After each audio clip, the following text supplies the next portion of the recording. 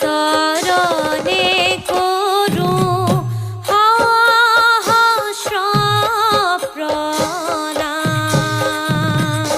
হে ৰাম ৰাম বৈকুণ্ঠৰ হৰি নাম শংকৰদেৱে আনিলে।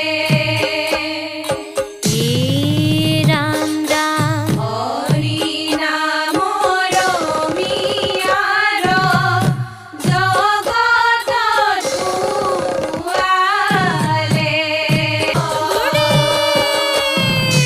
দুয়োজনা অসমীয়াৰ পৰম বান্ধৱ। হে ৰাম